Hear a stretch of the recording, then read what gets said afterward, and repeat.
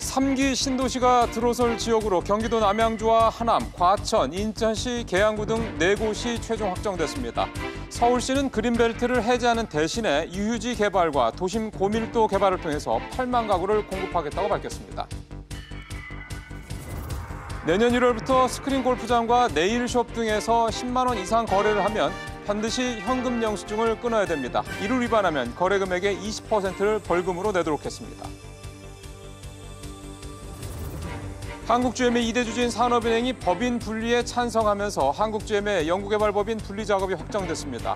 산업은행의 입장 변경 이유는 무엇이고 향후 한국GM은 어떻게 될 것인지 오늘 짚어보는 시간 준비했습니다. 내일부터 미 연준이 공개시장위원회 FOMC를 열어서 기준금리 인상 여부를 결정합니다. 시장에서는 인상 전망이 높은 상황인데 미국이 이번 달에 금리를 올릴지 내년에는 몇 번이나 금리 인상을 할지 오늘 진단해보는 시간 준비했습니다. 이상이 오늘 헤드라인입니다.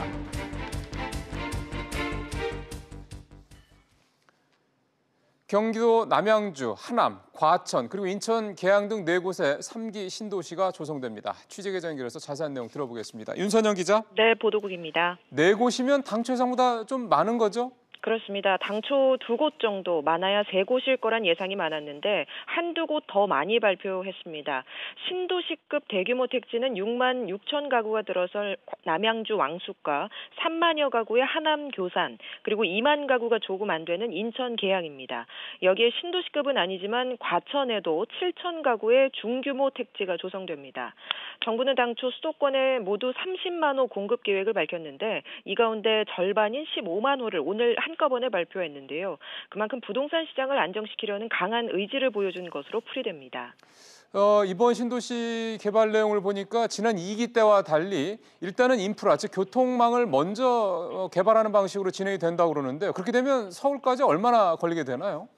네, 정부는 선교통, 후개발 원칙을 강화해서 서울 도심과의 접근성을 최우선으로 고려했다고 밝혔습니다.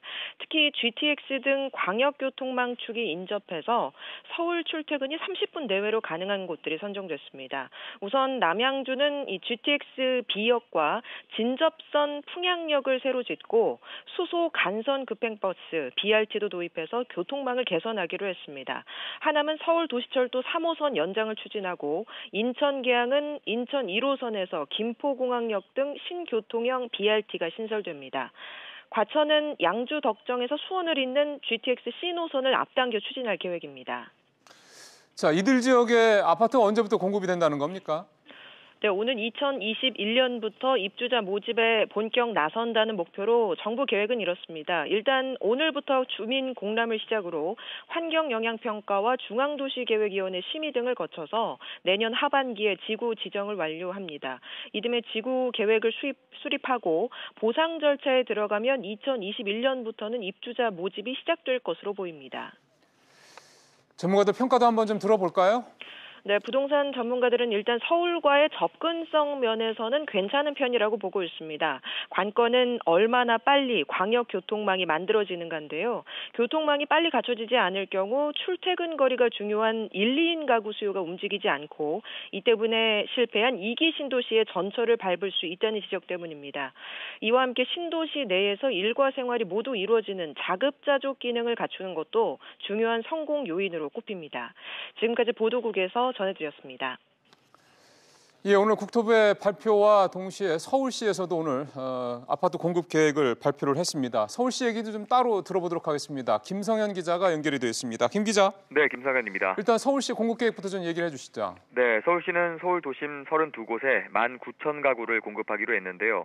특히 삼성동이나 대치동 등 이미 교통과 생활 인프라가 갖춰진 이른바 노른자 지역도 포함되어 있습니다. 노른자라는 표현까지 쓰셔서 그렇다면 그렇게 좋은 입지 지역에 공급 물량이 얼마나 되는지 궁금합니다. 네, 가장 눈에 띄는 건 강남 삼성동 서울의료원 주차장 부지인데요. 800가구 규모 공공주택이 들어섭니다. 지하철 2, 9호선이 가깝고 코엑스, GBC가 코앞인 강남 한복판입니다. 강남구 대치동 동부도로 사업소 자리도 관심이 쏠리는 곳인데요. 이곳은 5만 3천 제곱미터 규모로 아파트 한 단지와 맞먹는 2,200세대 공공주택을 지을 계획입니다.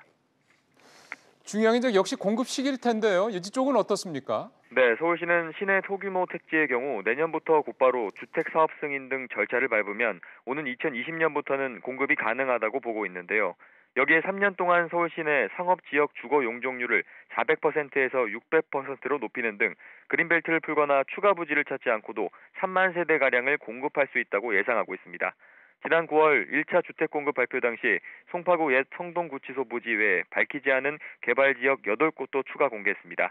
이외에도 2020년까지 총 8만 세대를 공급하겠다고 밝혔습니다. 근데 이렇게 발표된 지역들 같은 경우 주민들의 반발도 예상이 될 텐데 왜 해당 지역 주민들은 반발하는 걸까요? 네, 주민들은 서울시의 공공임대주택 건설 사업으로 집값 하락 등이 우려된다며 반발하고 있는데요. 성동구치소 부지가 위치한 송파구 주민들은 수십 년 동안 혐오시설로 겪었던 피해를 공원 등 공공시설로 보상받아야 한다고 주장하고 있습니다. 또 개포동 재건마을 주민들도 서울시의 시유지를 거주민들에게 임대해 공공채 주택과 생활기반 마련을 위한 상가를 지을 수 있도록 지원을 요구하며 공공주택 건설에 반대하고 있습니다. 지금까지 보도국에서 전해드렸습니다. 내년 1월 1월부터 스크린 골프장과 네일숍에서 10만 원 이상 거래를 하면 반드시 현금 영수증을 발급해야 됩니다. 위반하면 거래 금액의 20%를 벌금으로 내도록 됐습니다. 박규정 기자입니다. 내년 1월 1일부터 현금 영수증을 의무 발급해야 하는 추가 업종은 총 5개입니다. 골프 연습장과 악기, 자전거, 예술품 소매업, 그리고 손발톱 미용업인 소위 네일숍이 포함됐습니다. 골프장의 경우 기존엔 야외 코스 골프장 등만 의무 발급 대상이었는데 이번엔 스크린 골프장 등 골프 연습장으로 대상이 확대됐습니다. 이들 업종 사업자는 내년부터 거래 금액이 10만 원 이상인 경우 현금 거래분에 한해 소비자가 요구하지 않아도 현금 영수증을 발급해야 합니다. 예를 들어 자전거 소매업체가 카드 15만 원과 현금 5만 원을 받고 자전거를 팔았다면 전체 거래 금액이 10만 원을 넘는 만큼 현금으로 받은 5만 원분은 현금 영수증을 발급해야 합니다. 물건을 판 거래 대금을 계좌 이체로 받은 경우도 현금 영수증 발급 대상입니다. 거래 대금이 10만 원 미만이라면 소비자의 요청이 있는 경우에만 현금 영수증을 발급하면 됩니다. 국세청은 이번에 추가되는 5개 업종 사업자가 적게 잡아도 7만 7천 명에 이를 것으로 보고 있습니다. 이들은 내년부터 발급 의무를 위반하면 벌금으로 거래 금액의 20%를 가산세로 내야 합니다. 소비자들이 이런 현금 영수증 미발급을 신고해서 사실로 확인되면 거래 금액의 20%를 포상금으로 받게 됩니다. 이번 5개 업종 추가로 현금 영수증 의무 발행 업종은 2010년 32개 업종에서 69개 업종으로 대폭 늘었습니다. SBS CNBC 박규준입니다. 지난 정부에서 있었던 서별관 회의 같은 회의가 오늘 문재인 정부에서 처음으로 열렸습니다. 홍남기 경제부총리의 적극적인 의사소통 의지가 표현된 것이다라는 평가도 나옵니다. 홍 부총리는 오늘 또 이주열 한국은행 총재도 만났습니다. 이한승 기자입니다. 문재인 대통령은 경제부처 장관들의 협력을 강조하며 한 팀이 되어달라고 주문했습니다. 홍남기 경제부총리도 관계부처 장관들과 수시로 만나 속도감 있게 일을 처리하겠다고 공언했고 그 소통의 장으로 비공개 경제정책 조정회의를 만들겠다고 밝혀왔습니다. 그 첫 회의가 열렸는데 청와대와 정부 경제라인이 모두 모여 경제 현안을 논의했습니다. 서별관에서만 하는 회의를 오늘 아침에 했습니다. 저희가 경제현안 조율회의라고 이름을 붙였고요.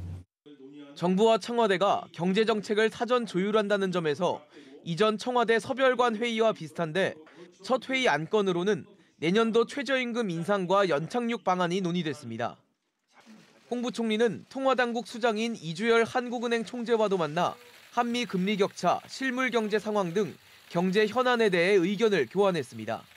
경제에 어려움이 많다고 하는 것에 대해서 서로 인식을 같이 했고 큰 틀에서 정부와 긴밀히 협의하겠다.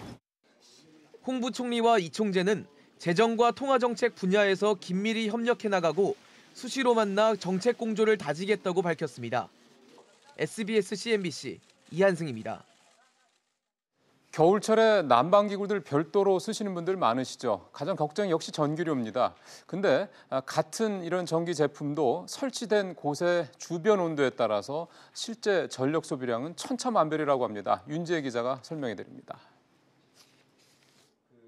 한국소비자원이 국내 가전업체 4곳에 냉장고 6개 제품을 대상으로 성능을 평가했습니다. 제품에 따라 월간 소비 전력량이 최대 1.5배까지 벌어졌습니다. 냉장고 형태와 무관하게 대유위니아 제품의 전력 소비량이 가장 많았고 상대적으로 삼성전자와 LG전자 냉장고 전기가 적게 들었다고 소비자원은 설명했습니다. 냉장고가 설치된 공간의 주변 온도도 잘 살펴봐야 합니다. 동일한 제품에도 불구하고 주위 온도에 따라서 월간 소비 전량이 2배 이상 차이 나는 것으로 나타났습니다. 소비자들은 에너지를 절감하기 위해서는 주위 온도가 상대적으로 낮은 곳에 또는 햇볕이 비치지 않는 곳에 설치하거나 냉장고를 작동시켰을 때 차가워지는 속도는 양문형과 포도형 모두에서 삼성전자 제품이 가장 빨랐고 대부분 제품에서 소음이 크지 않았습니다. 냉장고에 표시된 전력 소비량은 특정한 조건에서만 측정한 수치이기 때문에 합리적인 소비를 위해선 다양한 환경에서 확인해 볼 필요가 있다고 소비자원은 조언했습니다. SBS CNBC 윤지혜입니다. 지금 대부분의 국내 공공기관들은 월급 체계, 즉 보수 체계가 호봉제로 되어 있습니다. 정부가 그래서 이거를 올해 안에 직무급 체제로 바꾸겠다라고 계획을 세웠었는데요. 올해 안에 이루어지기는 어려울 것 같습니다. 유정훈 기자가 그 이유를 설명해 드립니다. 현행 호봉제인 공공기관 보수 체계를 직무급제로 전환키로 한 정부 계획이 무산됐습니다. 호봉제는 연차가 쌓이면서 성과와 관계없이 임금이 오르는 제도입니다. 직무급제는 직무의 성격, 난이도, 책임에 따라 임금을 정하는 방식입니다. 김동연 전 부총리는 공공기관의 철밥통 구조를 깨기 위해선 호봉제 중심의 임금 체계를 개편해야 한다며 연내 개편을 마무리 짓겠다고 공언한 바 있습니다. 그러나 연내 개편이 무산되면서 임금 체계 개편은 내년으로 연기됐습니다. 고용 안전성을 먼저 강화하면서 직무급 중심으로 공공기관의 임금 체계를 개편하겠습니다. 기재부는 노동계의 반발에 이해관계자 조율에 실패하면서 연기가 불가피했다고 밝혔습니다. 호봉제를 직무급으로 바꾼 건 완전히 부채 자체가 바뀌잖아요. 그런 거에 대한 거부감이 엄청나게 강한 거죠. 정부는 경제사회노동위원회에 관련 위원회를 설치해 내년에 우선 추진키로 했지만 노동계의 반발이 커 실제 성과를 낼지는 미지수입니다. SBS CNBC 류정훈입니다. 오늘 2020년 7월부터 초고속 인터넷이나 IPTV 등의 유료 방송 결합 상품을 이용하는 고객들은 서비스 사업자를 변경할 때 별도로 해지 신청을 하지 않아도 됩니다. 방송통신위원회는 KT, LGU+, SK브로드밴드, SK텔레콤 이용자를 대상으로 시범 서비스를 실시한 다음에 대상을 최종 확정하기로 했습니다. 정부와 기업이 함께 근로자의 국내 여행 경비를 지원하는 근로자 휴가 지원 사업 대상이 올해는 2만 명이었는데 내년에는 8만 명으로 4배나 확대됩니다. 올해 처음 시행해서 호응을 얻었던 근로자 휴가 지원 사업은 직장 내 자유로운 휴가 문화 조성과 국내 여행 활성화를 통한 지역 경제 기여를 위해서 도입됐습니다. 보험 가입자들이 찾아가지 않은 보험금이 9조 8천억 원에 달하는 것으로 나타났습니다. 이에 따라 금융당국은 숨은 보험금을 찾을 수 있는 내보험 찾아줌 서비스를 통해 이를 개선하기로 했는데요. 금융감독원은 내보험 찾아줌에서 보험 찾기뿐만 아니라 찾은 보험금을 바로 청구할 수 있는 기능도 갖고 있다고 설명했습니다.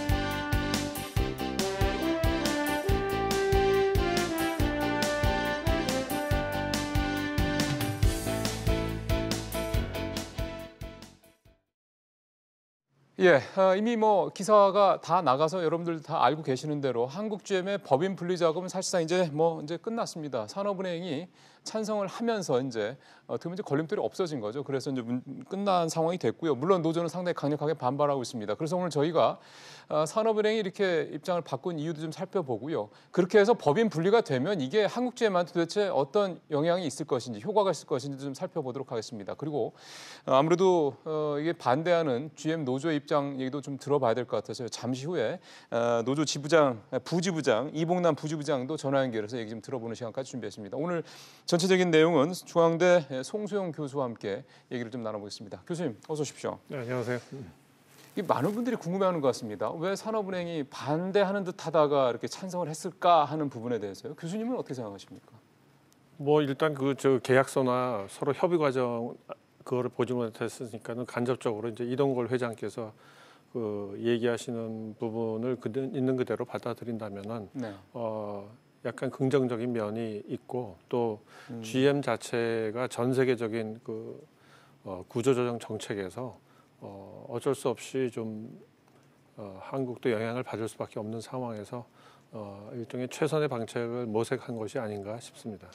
지금 말씀하셨던 두 가지 중에서 이 법인 분리가 긍정적인 면이 더 많을 것이라고 산업은행이 판단했다라는 부분에 대해서는 교수님께서도 동의하시나요? 긍정적으로 보십니까?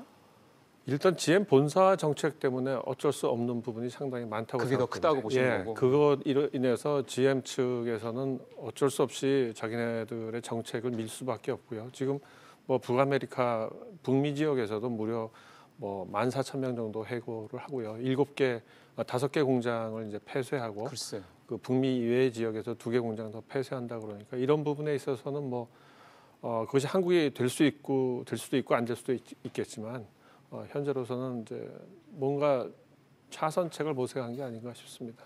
그 아시겠지만 6월 달이었나요? 5월 달이었나요? 네. 제가 좀 5월 30일. 5월 30일이었죠. 그때 그 합의서를 네. 이제 산업은행하고 이제 한국GM하고 이렇게 할 때 그 가장 중요했던 게 이제 10년 그렇죠. 잔류 그거였잖아요. 우리 국민들께서도 많이 관심 갖고 있는 게 그 뭐 일자리나 이런 문제들 때문에 한국GM이 10년 동안 한국에 남아 있느냐 없느냐 이 부분이 상당히 중요했었는데 일단 이렇게 된다면은 법인이 두 개가 쪼개지는 거 아닙니까? 네. 연구개발법인하고 생산법인하고 그렇죠? 그러면은 그 10년이 남는 거는 둘 중에 하나만 있으면은 그 약속을 합의서대로는 지켜진다라고 봐야 되는 거죠. 네. 근데 이제 생산 공장 부분에 있어서도 그것이 이제 어떻게 남을지 형태가 될지 모르겠지만은 예. 희망사항으로는 이제 그 SUV나 그렇죠. CUV나 아니면 트럭이나 이런 쪽으로 해가지고 좀 부편 공장이 살아남았으면 하는 희망이고요. 지금 GM 본사에서 보는 관점으로는 결국 전기차와 그다음에 예. 트럭이나 SUV들도 전부 다 소위 말해서 이제 그 내연기관의 부품들이 많이 필요 없게 됩니다. 그렇죠. 그걸로 바뀌고 내부적으로도 전부 다 소프트웨어나 이런 것들이 많이 그 영향을 미치게 되고 역설적으로 볼트라는 전기차가 수입돼서 판매되고 있는데요. 우리나라에 맞습니다. 15회 GM에서 이게 상당히 이제 증가폭도 좋고 이제 괜찮은데 여기에 한 70% 정도를 한국에서 생산합니다. 예? 한국에서 생산하는데요. 지금 그거 수입하는 거 아니에요? 맞습니다. 그것이 한국 GM에서 생산하는 것이 아니라 LG전자에서 생산합니다. LG전자가 70% 정도를 생산을 해가지고 그거를 부품들을 전부 다 미국에 가져가서 조립한 다음에 한국에 다시 역수출하는 겁니다. 그 LG전자라고 말씀하시는 거는 연료 전지를 말씀하시는 거죠? 그렇죠. 배터리도 그렇고요. 그다음에 다른 소프트웨어 부품도 그렇습니다. 그러면은 그 말씀을 하셨으니까 그러면은 굳이 그거를 미국까지 또 죄 들고 가가지고 돈 들여서 거기서 조립해서 가져오느니 우리나라 사람들 우리 생산직 근로자들 조립 잘하시고 실력 있으시니까 국내에서 조립을 하면은 안 될까라는 그런 희망사항이 생기네요. 뭐 이제 다른 30%는 다른 데서 가져오니까는 이제 그렇긴 하고요. 그다음에 그것이 부가가치가 어떻게 되는지는 또 이제 정확히 제가 그거는 모르는데 한 가지 분명한 거는 GM 입장에서는 한국 GM에서는 지금 2013년도에 한국 디자인 센터라는 걸 만들 때 그쵸. 거기서 상당히 그 볼트라는 전기차 디자인이나 이런데 상당히 긍정적인 영향을 많이 끼쳤습니다. 한국에서. 예, 그렇기 때문에 이 디자인과 그다음에 그 R&D와 관련된 부분에 있어서는 좀 활용할 가치도 많고 특히 부품 업체들 입장에서 보면 그러니까 생산 공장은 따로 이제 법인이 따로 분리가 되지 않습니까? 부품 업체에서 입장에서 보면 같이 활동할 수 있는 기회가 상당히 좀 생기는 것 같습니다. 그런 것들이 어떻게 보면은 어떻게 보면은 굉장히 상당히 여러 반발 이런 것들을 무릅쓰면서도 법인 분리를 강화했던 이유로 볼 수가 있겠다. 뭐 그렇게 그러니까 산은에서는 뭐 차선책으로 동의를 해준 것이고요. GM 본사 입장에서는 지금 그 5가지 기준이 있는데요. 일단 내연기관은 포기입니다. 예. 두 번째, 세단 자동차에 대해서도 전부 다 포기합니다. GM은 지금 전략이 그렇습니다. 그다음에 세 번째는 무역 분쟁이 지금 심각하지 않습니까? 예. 그러다 보니까는 이거를 이제 극복해야 되고요. 그런데도 불구하고 GM 본사 측에서는 지금 그나마 미국 내수가 좋고 이럴 그렇죠. 때, 즉 자기네들이 강할 때 구조조정을 하자는 겁니다. 그래서 트럼프의 반대와 이런데도 불구하고 정치적 글쎄요. 위험이 있는데도 불구하고 이 구조조정을 밀어붙이고 있고요. 그다음에 마지막으로는 이제 결국 신기술입니다. 이 5가지 방향을 정해놓고 메리바라 사장이 GM의 구조조정을 밀어붙이고 있는 상황에서는 지금 보기에 이제 한국에서의 생산공장, 군산공장이 이미 5월 30일에 폐쇄됐죠. 그러면은 이제 부평공장이 만약에 살아남으려면은 이 내연기관 중에서도 그나마 가장 인기가 있는 트럭, SUV, 뭐 이런 것들 위주로 가야 되지 않겠나 싶고요. 그다음에 이제 전기차 쪽으로 이제 많은 변화가 생기겠죠. 그렇죠. 저희가 교수님 말씀 이제 좀 이따 교수님은 이제 마무리를 좀 이제 노조 얘기까지는 교수님께서 들어보시고 아마 최종적으로 마무리를 하시는 게 도움이 될 것 같아서요. 지금 한국 GM 노조 이봉남 부지부장 전화 연결해서 좀 얘기 좀 듣고요. 마무리를 좀 다시 교수님과 좀 해보도록 하겠습니다. 자, 지부장님 안녕하세요. 예, 안녕하세요. 예, 일단은 이렇게 산은에서 입장을 바꿀 것이다라고 혹시 예상을 하셨습니까? 30만 명 가까운 이 땅의 노동자들과 그리고 대한민국 경제를 생각한다면 GM의 동조해서는 안 되는 것입니다. 솔직히 노동조합에서는 산업은행이 GM에 손을 들어줄 거라는 생각을 하지 않았습니다. 그래요? 왜냐하면 GM이 내세운 법인 분리 목적이 분명하지가 않고 예. 한국 GM을 위한 한국 GM의 미래를 위한 내용이 없었기 때문입니다. 예. 이런 상황에서 설마 산업은행이 기존 입장을 번복하겠나라는 생각을 했었는데 네. 저희들만의 순진한 생각이었다고 생각합니다. 그러면 분명히 이제 노조 쪽에서 산업은행 쪽에 너네 왜 입장 바꿨냐라고 찬성했냐라고 물어보셨을 것 같은데 혹시 답을 받으셨습니까? 그런 답을 받은 적은 없고요. 그래요? 예.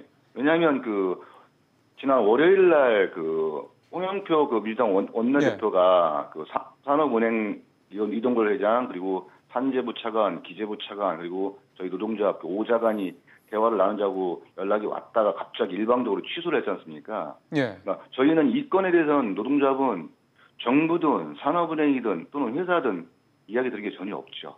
그러면 일단은 이제 법인 분리 문제는 사실상 이제 되돌릴 수 없는 상황이 된 거 아닙니까?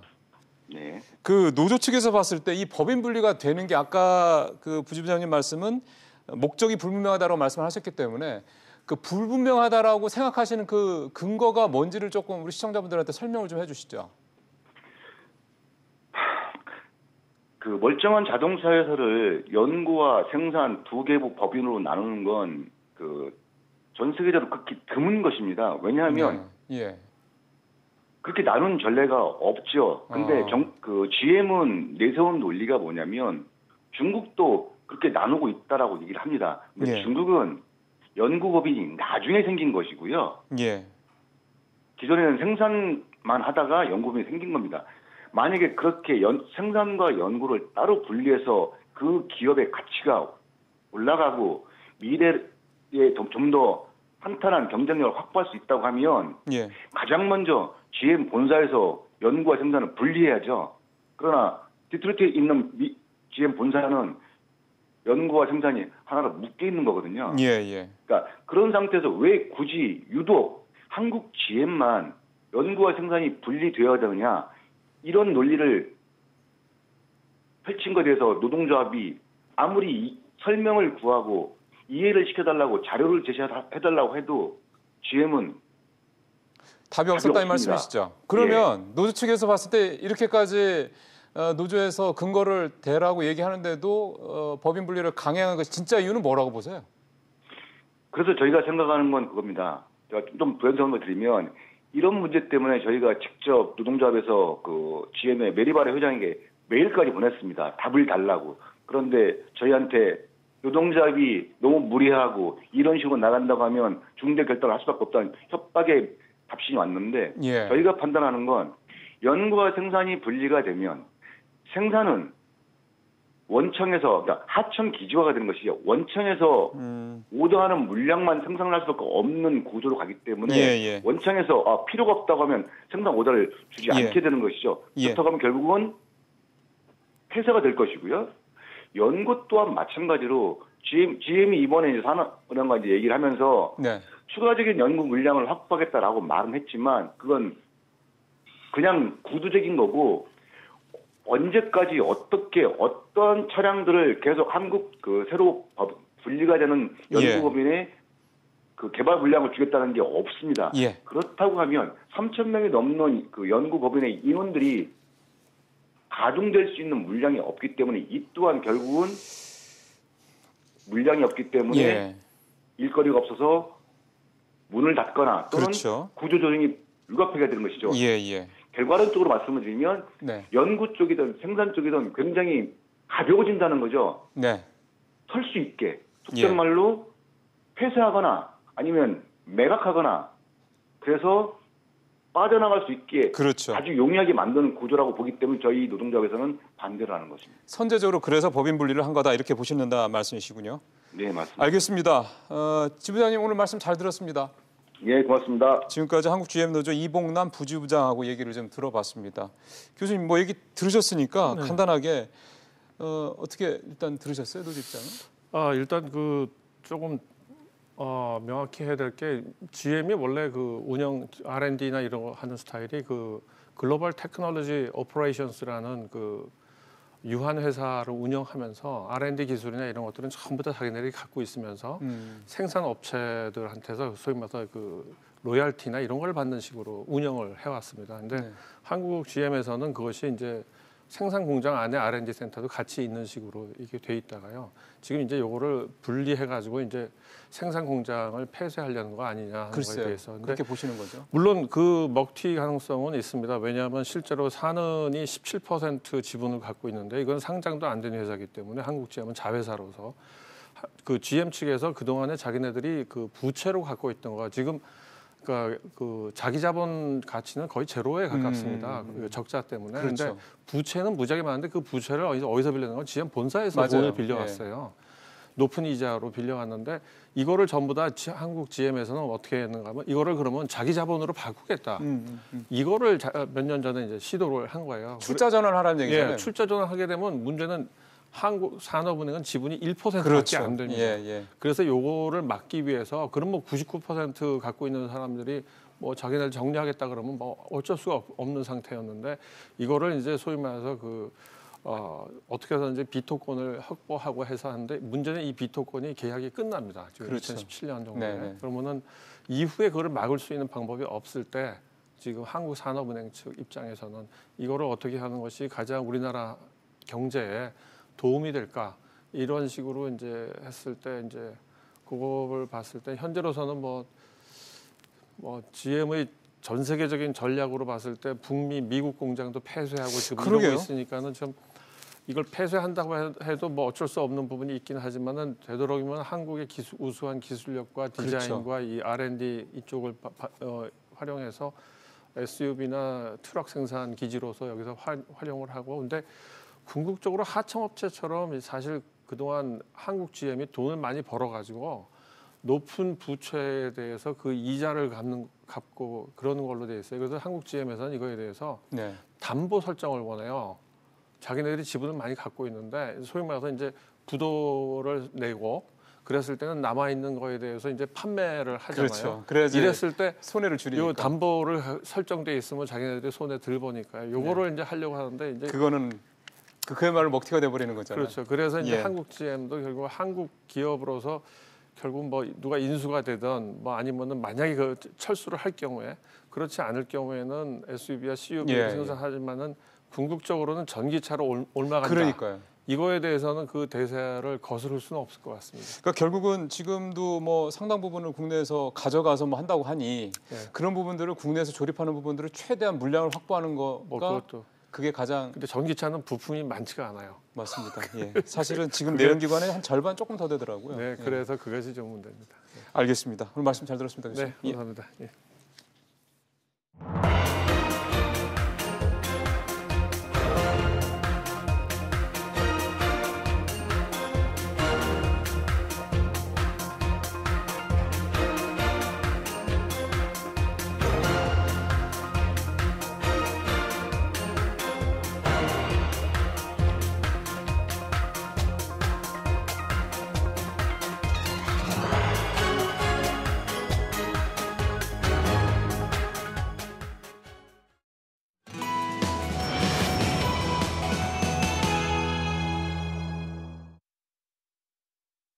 예, 정부가 오늘 발표한 3기 신도시, 그다음에 서울시의 공급 대책 이 두 가지를 오늘 좀 집중적으로 좀 분석을 해 보도록 하겠습니다.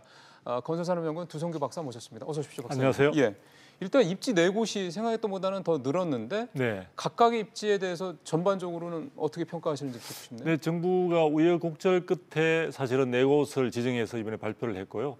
이 부분에 있어서 물량들이 상당히 이제 정부가 당초에 약속을 했던 30만 가구 중에서 이번에 15만 5천 가구를 갖다가 포함하게 되면 결국은 내년에 11만 가구를 남겨놓은 가운데 대부분의 물량이 이번에 다 소개되었다 이래 볼 수가 있고요. 예, 그리고 이번에 네 곳에 했던 입지 자체가 서울의 도심권까지 한 30분이면 접근할 수 있다. 직선거리가 되겠죠. 그러니까 그렇죠. 그렇게 할 수 있다는 데 정도로 해서 상당히 서울에 근접한 그러한 요건들을 갖춘 지역들이라고 볼 수 있습니다.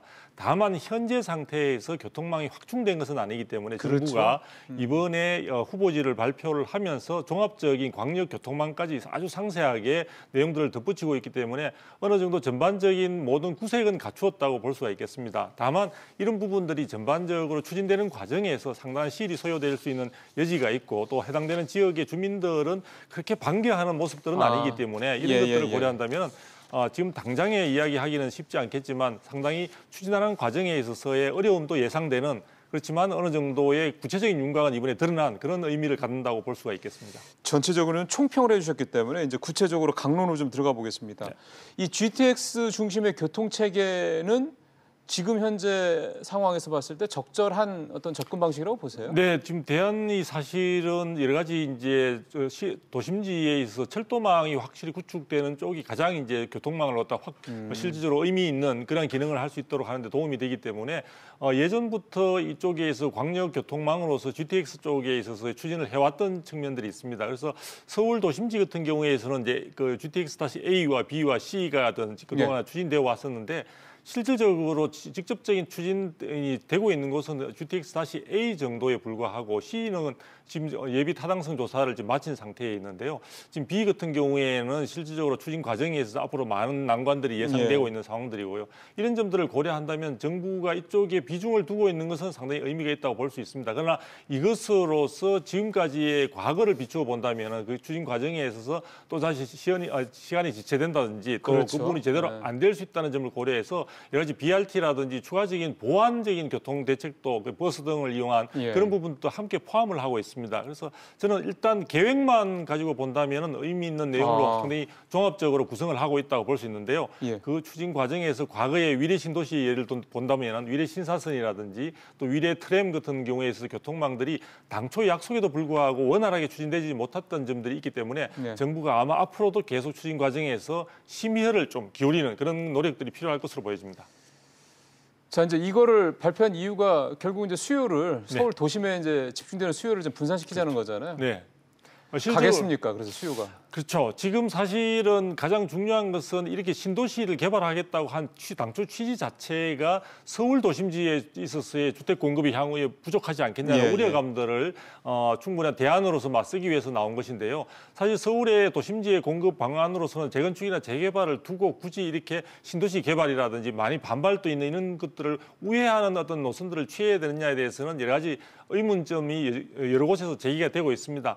그러나 그러나 어쨌든 이런 신도시 개발 계획을 세운 이상 이 부분들의 추진은 어쩔 수 없이 이제 그렇죠. 가야 되는 부분들인데요. 예. 지금 서울 도심지에 있어서도 실질적으로 여러 가지 유유지 활용이라든지 서울시에서도 당초 이야기들을 많이 하고 있지만 전반적으로 볼 때 도시의 기본적인 어떤 구체적인 종합적인 계획 차원에서 본다면은 도시가 조금 더 밀도가 높아지는 그리고 주 환경이 그렇죠. 좀 악화되는 이런 측면도 있고 또 신도시 같은 경우에 있어서 과연 거기에 충분한 사람들이 유입될 수 있는 예. 여건들이 확충되지 못한다면은 서울로서의 어떤 들어오자 하는 그런 요구들은 여전히 남아 있는 상황이 될 때 자칫하면은 그 수도권의 신도시는 또다시 여러 가지 사람들이 외면하는 그런 이게 신도시처럼 될 수 있는 여지가 있기 때문에 그러면 그런 부분도 쉽지 않은 난제가 있는 것 같습니다. 그러면은 이런 계획들이 순조롭게 추진된다는 전제에서는 수요가 조금 분산될 수 있는 여지는 있다라고. 제가 볼 때는 충분히 의미 있는 교통망들이 제대로 계획대로 확충되고 한다면은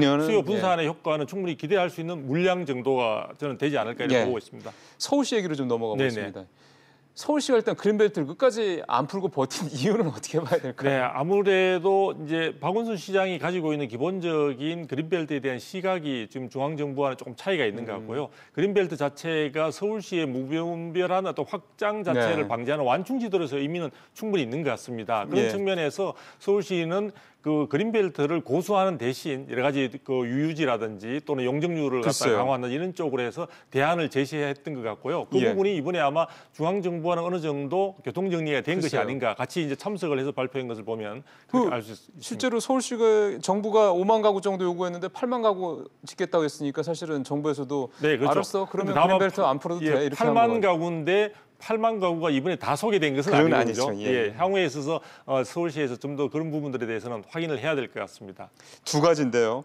아까 말씀하신 고밀도 개발을 하겠다라는 거. 하나 그다음에 유휴부지 이런 것들을 이제 하겠다는 건데 일단 상업과 준주거 지역의 용적률을 높이고 그다음에 역세권의 용도 지역을 상향하고 그러니까 결국 이제 고밀도 개발을 하겠다는 건데 이 방식은 어떻게 보십니까? 실질적으로 이제 제한된 공간하에서 사실은 많은 공급 물량을 확보하기 위한 방법으로 사용되는 것이 우리가 용적률 제도를 활용하는 건데요. 용적률은 말 그대로 이제 대지 면적 위에 우리 연면적이라고 해서 바닥 면적의 합을 갖다가 나누게 되면 실질적으로 이제 그걸 용적률이라고 하게 되고요. 쉽게 말씀드리면 대부분의 경우에 주변에 볼 수 있는 아파트의 기본적인 용적률은 약 200% 내외라고 볼 수 있습니다. 이런 부분들을 예를 들어 용도지구를 준주거 지역으로 올린다든지 상향한다든지 아니면 자체 내에서 줄 수 있는 용적률을 좀 더 확충시키게 되면은 그런 부분들에 있어서 충분한 공급 물량이 더 증가할 수 있는 여지가 생기는 거죠. 그러면은 20층 질 수 있는 건 이제 25층에서 30층까지 아파트를 끌어올릴 수 있다 이런 말씀 되는 거죠? 그런 부분들이 되는 것이고요. 또 그런 부분들을 지금 제도적으로 제한하고 있는 것을 좀 더 완화해서 허용하겠다는 거고요. 용도 지역 내에 있어서도 예를 들면은 그런 부분들이 준주거 지역이라든지 이런 부분으로 일반 주거 지역을 그런 식으로 또 전환시킨다든지 하게 되거나 아니면 현재 있는 주거 지역이라든지 준주거 지역이라든지 상업 지역 이런 부분들에 있어서 제한되고 있는 용적률의 상한선을 좀 더 완화시켜 준다면 더 공급 물량을 갖다 넣을 수 있는 그런 여지가 생기는 거죠. 그 서울시가 오늘 예로 든 게 유휴부지가요. 서울의료원 주차장 부지하고 동부도로 사업소 부지거든요. 저희가 그림을 준비를 했는데 지금 그림을 보여드리면서 시청자분들한테 이런 유휴부지에 이를테면 공공주택이 들어선다고 했을 경우 실질적으로 수요에 충분히 좀 맞춰주는 그런 공급 대책이 되느냐에 대한 평가를 한번 해보고 싶어서 그런데요. 사실은 서울시에서 여러 가지 제시하고 있는 지역들 가운데 지금 서울의료원 같은 경우는 약 800가구가 들어갈 수 있는 공간들이 되고요. 동부도로 사업소 같은 경우에는 한 2,200세대가 들어갈 수 있는 그런 공간이기 때문에 사실 그 해당되는 지역에 있어서의 또 물량 차원에서 본다면 상당히 강남 지역에 있어서도 의미 있는 그 물량이라고 볼 수 있습니다. 그러게요. 다만 그 해당되는 지역들이 주변에 이미 주택들이 충분히 지금 들어서 있는 상황들이고 또 해당되는 지역에 있어 기반 시설이나 이런 부분들이 현재의 또 주택들의 수에 맞게 어느 정도 구성이 되어 있는 상황들이다 보니까 이런 부분들이 서울시장께서 말씀하신 대로 당초 이용 계획과는 다르게 주택을 공급하는 쪽으로 전환했다는 점을 감안한다면 전체적인 도시계획 차원에서 해당되는 기반 시설과 주거 환경 등을 고려할 때 다소 밀도가 높아짐으로 있어서 지금 현재 거주하고 계시는 주민들의 경우에서는 상당히 좀 불편할 수 있는 여지가 있고요. 그래서 반발하시는 거죠? 또 하나가 사실은 해당되는 지역에 들어갈 수 있는 주택들이 대부분 공공주택으로 되어 있습니다. 그러다 보니까 지금 민간주택, 고민영주택으로 구성되어 있는 곳에서는 결코 좀 방기할 수 있는 그런 상황은 아닌 것으로 보여집니다. 그러면은 주민들이 이제 사실 뭐 행복주택이나 이런 사례를 보더라도 신혼희망타운이나 맞습니다. 대부분 뭐 반대해가지고 못 들어가는 적도 있고 하니까요. 충분히 이해를 하겠고 이렇게 주민들이 반발하면은 못 짓는 겁니까? 그렇지는 않습니다. 정부가 이것은 해당되는 지역 부지들이 대부분의 경우에서 개인 사유지가 아닌 공공의 어떤 유유지나 이런 부분들로 서울시 소유로 되어 있는 부분들이 대부분이기 때문에 그 공사를 수행하는 데 있어서의 문제는 없겠지만 주민들의 반발이라는 여론이 상당히 거세게 일어날 때는 서울시나 혹은 또 해당되는 지자체들로서도 상당히 부담스러울 수밖에 없는 그런 여지가 있을 것 같습니다. 예. 뭐 선거는 내후년에 있지만 당장 내년 문제니까 그런 그 부분도 감안 안 할 쉽지 수가 않은 있겠죠. 문제가 될 수 있을 것 같습니다. 마지막으로 하나만 전체적인 총평을 좀 해주셨으면 좋겠습니다. 서울시 대책도 그렇고 정부 대책도 그렇고 합해서 이번에 나온 그 주택 공급 대책에 대해서 전반적으로 평가를 해주시면 어떻습니까? 네, 지금 당장 대책이 발표되었는데 제가 그 가능성 여부나 혹은 평가를 한다는 것은 다소 이른감이 있습니다만 전반적으로 정부가 일단 물량 부분에 있어서는 맞추기 위해서 많이 노력을 한 흔적들이 보여지고요. 서울시에서도 그런 부분들이 보여집니다. 다만 이런 계획들이 굉장히 내용들이 또 이번에도 적지 않은 내용들로 포함되어 있고 또 교통 계획까지 포함되어 있다는 점에서 해당되는 지역의 주민들의 반발을 무마하면서도 계획대로 추진하는 과정들이 아마 쉽지 않은 것으로 보여지고요. 또 해당되는 재정 부분과 관련해서 예산 확보 부분도 적지 않은 문제로 남아 있습니다. 그래서 이런 부분들이 정부가 그 목표를 달성할 때까지 지속적으로 노력을 기울이는 부분들이 필요한데요. 기존의 어떤 사례들을 보면 쉽게 우리가 성과를 기대하기는 쉽지 않을 것 같기 때문에 많은 시민들과 많은 국민들이 이 부분들에 있어 어떻게 추진되는가를 갖다가 지속적으로 살펴봐야 될 것으로 보여집니다. 알겠습니다. 박사 말씀을 들었습니다. 네, 감사합니다. 고맙습니다.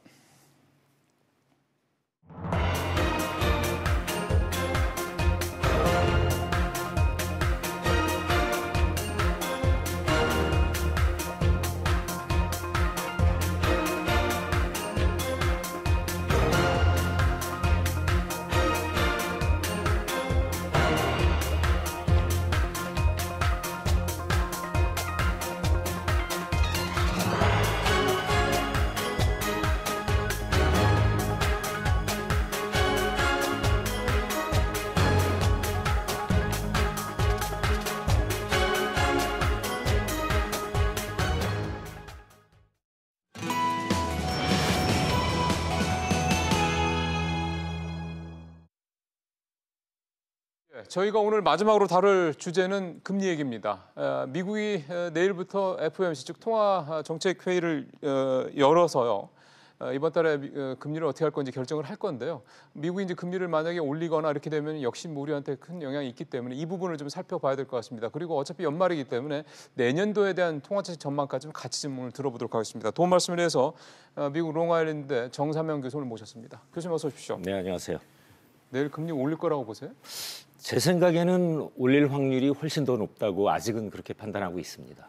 이렇게 전반적으로 올릴 거라고 보는 그 근거들은 뭐라고 봐야 됩니까? 한 달 전이죠. 한 달 반 전인가 11월 초에 그때 연준에서 이제 한 번 더 올렸을 때, 그 당시에 12월 미팅에서 올릴 확률을 한 80%, 올리지 않을 확률을 한 20% 정도로 봤어요. 시장의 전문가들이 한 달 반 전에. 근데 지금은 이러저러한 이유 때문에 그 확률이 조금 낮아졌어요. 80에서 한 70% 정도. 그래서 한 7대 3으로 올릴 것 같다는 확률이 시장 전문가들이 보고 있고, 뭐 이유는 계속 언론에서 나온 것처럼 여러 가지가 있는데, 뭐 그 파월 의장이 11월 말에 뭐 그런 얘기했었죠. 저스트 빌로우라는 단어를 써가면서 뭐 중립금리 바로 밑에까지 와 있다. 뭐 그런 얘기도 해가지고 시장에 어느 정도 시그널을 준 면도 있고, 또 뭐 행정부에서 트럼프 대통령을 비롯해서 몇몇 그 정치인들이 뭐 지금 당장 금리를 뭐 계속 올리는 거는 미국 경제에 큰 도움이 되지 않는다 하는 얘기도 있고, 뭐 등등 여러 가지 요인들 때문에 시장에서는 시장이라는 게 한쪽이죠. 시장의 한쪽에서는 좀 이거를 템포를 늦췄으면 그 의미에서 이번에는 좀 쉬었다 갔으면 하는 의미가 있는데 아직까지는 그게 그보다는 금리를 올릴 가능성이 높다. 훨씬 높습니다.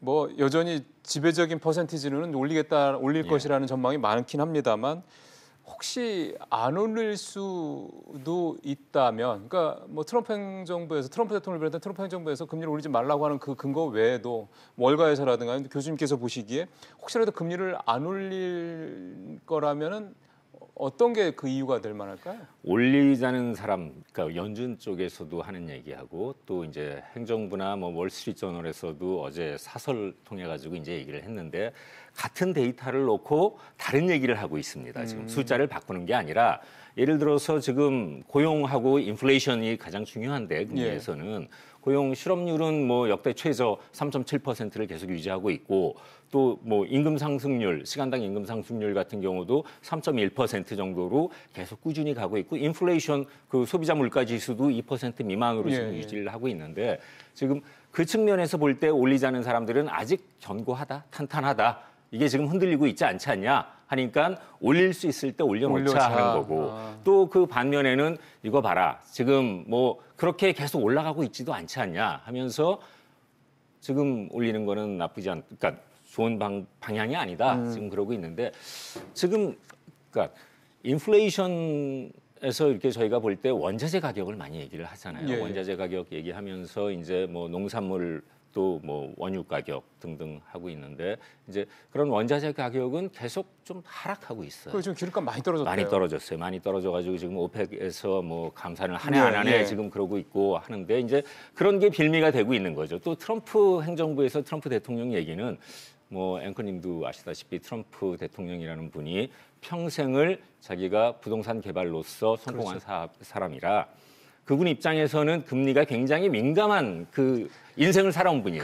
금리 인상이 굉장히 뭐 어떻게 보면 알러지를 가지고 있고 그런 분이라 또 역대 어느 대통령보다도 강하게 자기 그 목소리를 지금 어조를 내가지고 아주 직설적으로 어떻게 보면 연준에 무슨 뭐 개입하는 듯한 뭐 그런 거를 취하고 있는데 제가 생각하기에는 이번에는 조금 무리수를 두지 않았나. 오히려 트럼프 대통령이 그런 얘기를 했기 때문에 약간 한 발 물러서가지고 올리지 말자가 5대 5일 경우 연준 입장에서는 올려야 될 자기네들의 독립성을 생각을 긁어 부스럼이 될 수 있다는 얘기군요. 그럴 수도 있을 것 같습니다. 사실은 이제 뭐 이번에 금리를 뭐 올릴 가능성이 높다라고 말씀하시기 때문에 이제 그거는 이제 차치를 하고 사실은 중요한 게 이제 내년인 것 같습니다. 지금 미국 경제가 예상했던 것보다는 좀 더 내년에는 올해보다 훨씬 더 좀 떨어질 것이라는 전망들이 대부분 나오다 보니까 그럴 경우에 연준이 지난 연초에 얘기했던 것처럼 내년에도 그러니까 올해 4번 올리고 내년에도 서너 번은 올릴 수 있겠느냐라는 부분에 대해서는 이제 뭔가 좀 물음표가 생긴 것 같다는 얘기들을 많이들 하시거든요. 물음표가 생겼죠. 물음표가 생겼고 물음표 정도가 아니라 이제 그 기조는 변했습니다. 그래가지고 이제 내일 뭐 그 연준의 점도표라는 게 있죠. 점도표가 나오면 이제 확인을 할 수 있을 텐데 원래는 내년에 3번 정도 올리는 걸로 지금 뭐 그렇게 예측을 하고 있었던 게 한 번에서 2번으로 떨어질 가능성이 굉장히 커졌습니다. 이번에는 올리지만 이 속도 조절을 내년에 한두 번 올리고 그 후에도 있으니까 2020년에 한 번 정도 더 올려서 원래 목표였던 3번 올리는 거는 채우되 그 정도로 갈 것 같습니다. 그렇게 되면은 어쨌든 3번 정도 올라갈 게 한두 번 정도로 내년에 끝난다 그러면 우리한테는 사실은 상당히 부담을 더는 거라고 봐도 되겠네요. 그렇죠. 한은 입장에서는 지금 뭐 한미 간의 금리 차가 1% 이상 벌어지는 걸 우려하고 있었는데 그래서 자금 유출도 있고 뭐 여러 가지 문제점들이 있었는데 좀 시간을 벌 그런 뭐 마음적인 심적인 여유도 생기는 거고 시간도 생기는 거고 하니까 어느 정도 그렇게 나쁜 소식은 아닌 것 같습니다. 그러면 아예 우리가 금리 얘기를 사실 하게 되면 투자하시는 분들 입장에서도 이 금리가 제일 민감하잖아요. 그렇죠. 이런 상황으로 뭔가 분위기가 좀 바뀌고 있다면 내년에 투자하는 분들한테 큰 틀에서 이렇게 좀 봤으면 좋겠다라고 한 말씀 해주신다면요. 금리를 올리지 말자고 하는 거는 뭔가 불확실성이 커지고 있기 때문에 나오는 얘기지 않습니까? 뭐 미국에서도 그렇고 그래서 나오는 건데 뭐 지금 미중 간의 그 무역 전쟁이 가장 큰 이슈가 되고 있고 또 내년 봄 안에 그러니까 내년 상반기에 벌어질 수 있는 우리가 예측할 수 있는 뭐 국제 경제 이쪽 측면에서 볼 때 브렉시트라는 것도 저희가 무시하면 안 돼요.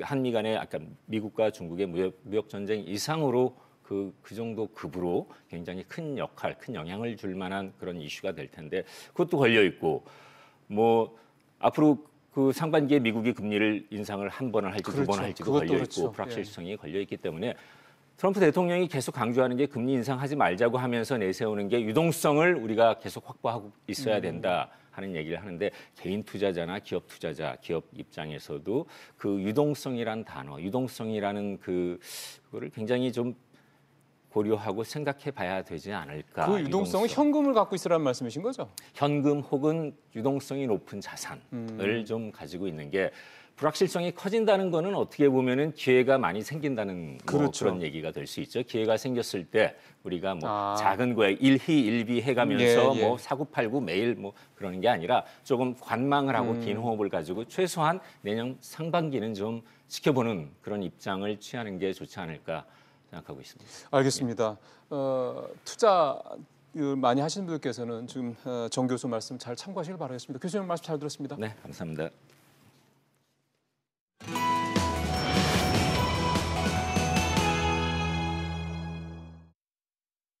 예, 오늘 3기 신도시 조성제 발표가 됐죠.